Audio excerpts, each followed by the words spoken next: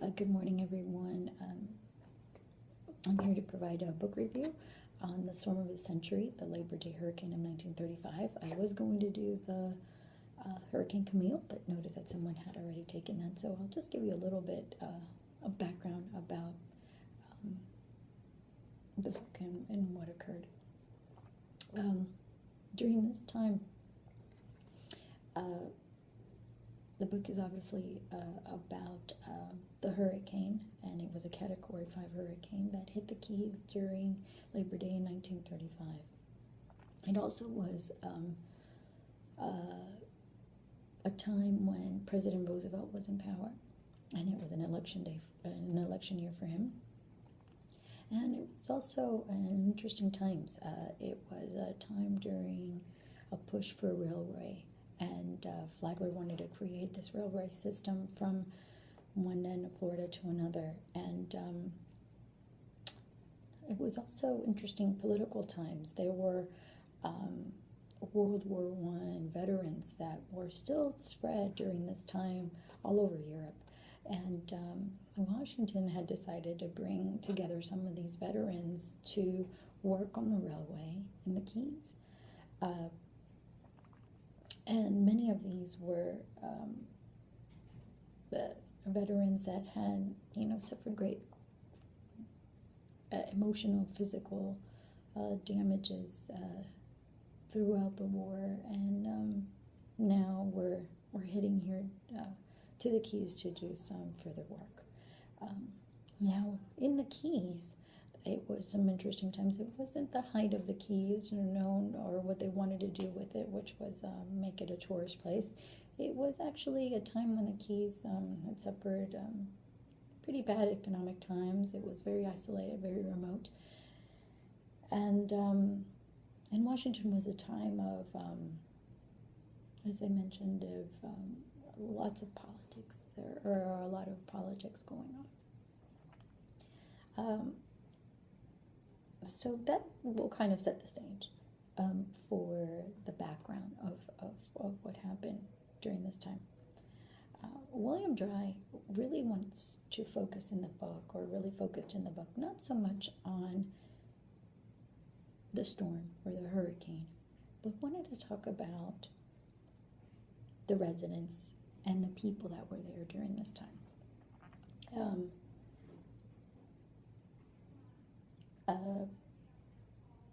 Obviously, he did, of course, go into some discussion about the power and the fury of the storm, or the magnitude of the storm, but his real concern was trying to communicate how misunderstanding, miscalculations, I guess ineffective leadership, he would say, could cost many lives during a major disaster event, or any disaster event. During this time, there were, he discusses how there were several individuals that were involved before, during, or after the storm. There are the veterans, the residents, and those that were in charge or in command, and there was even a ship that was involved in this during the storm, the Dixie. But we won't go into too much detail about that for the sake of time, but I will talk to you a little bit about the residents and what happened, which I think was what Dry was really trying to focus and trying to get our attention on by writing this book. When the veterans got there, they got there to a tent city, and to these camps, not to what they were thinking was suitable housing for them. So they lived basically in these tent cities that were created along the beach, that every time they tried to do something would get washed away because they were so near the beach line. So that further sets the stage. In addition to that, you had a few residents that lived there at the time. An interesting fact, though, was the fact that Ernest Hemingway lived there and talked about, and we'll talk a little bit about that later, and we'll talked about the aftermath of the disaster event and the residents as well. Um, in addition to that, there was, of course, the primary leadership that was involved in taking care of the camps and the men and these veterans. And those are a big focus of William Dreyer, these two men in particular. The good thing is that, as every, I guess, for lack of a better word, there is a hero in this story, and I'll tell you a little bit about that. But for the sake of time, the camps, as I mentioned, were also, dirty and needless to say, in poor conditions. There was a gentleman named Sheldon, and Sheldon was the man who primarily was in charge of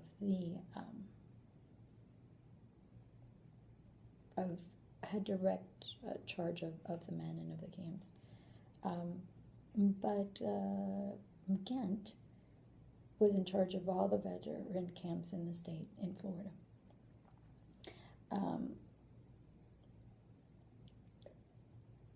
The author, William Dreyer, talks a lot about Ghent and Sheldon and their role in this because his perception after doing thorough research and going over a myriad of investigations that had occurred after that time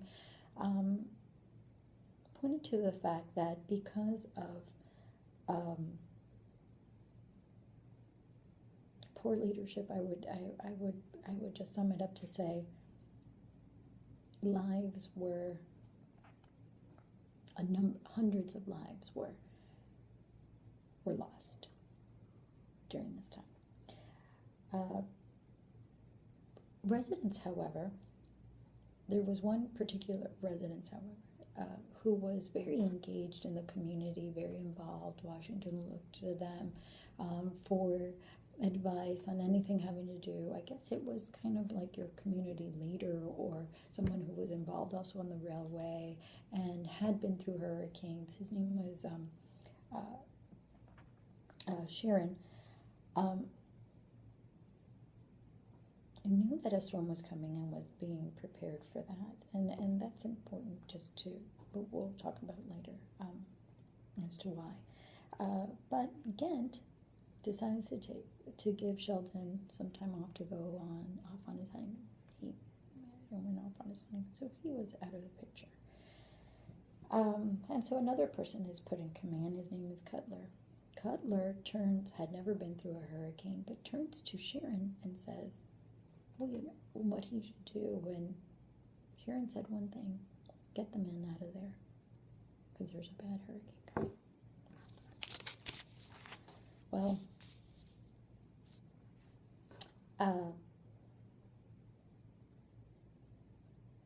the first to be impacted now by the storm is the ship Dixie. It undergoes major problems at sea, and then is run aground. To make the long story short, the veterans, though, that were in the Keys was another story. These men, as I mentioned before, had very little shelter, were at a disadvantage from the start. And Ghent and Sheldon had ordered that the men get ready to meet in the mess hall to wait for the train. A train that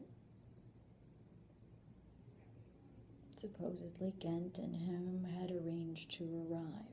And this was full of misunderstandings and miscommunication, and it leads to the fact to understand that it's so important to cover the who, what, when, why, and how in emergency management, to understand the language of who you're speaking to and vice versa, because the train folks thought one thing, and the camp leaders thought another. So they had thought that they had called for this train, and this train that never arrived. On the other hand, Sharon now had ordered a tank car to arrive, and this tank car did save the lives of many veterans. They used it as shelter. Many camps were destroyed, and in the end, 400 veterans' lives were lost.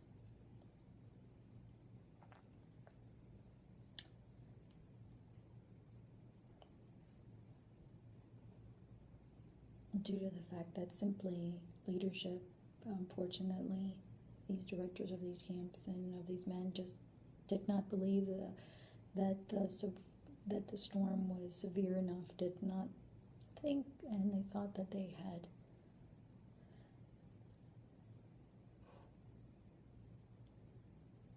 done what was adequate, which was simply not the case. Dry really drives this point to state that, to make this statement very clear. And in the end, people ask, why don't we hear enough about this? And as I mentioned before, Washington just simply wanted this incident to go away, to be forgotten, to be as an act of God. Many, as I mentioned before, investigations had been done, and many of the Washington investigations would allege that it wasn't simply an act of God that happened. If you talk to some of the military investigations that Dry did, you'll find that it was not only an act of God, but it was, I guess for lack of a better word, negligence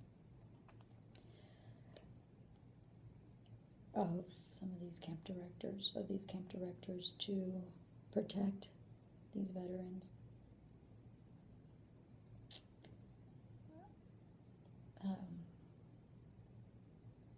Some even pointed to the fact that the Florida Emergency Relief Administration was also at fault. So there were a lot of finger pointing going on.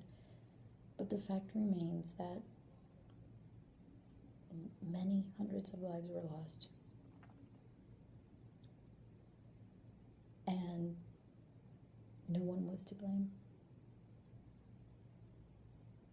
In the end, these men were reassigned to other jobs.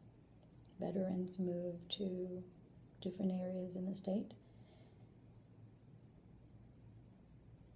And the hurricane was stated as simply an act of God.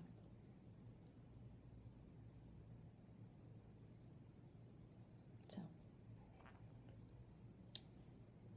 William Dry just wanted us to know part of the real truth of what happened, and to alert us to many of the things that we should do as emergency managers to first protect and save lives of individuals and properties, especially those that we are a part of. Thanks, and hope this gives you some insight as to what happened on Labor Day on Hurricane 1935 in the Keys. Thank you.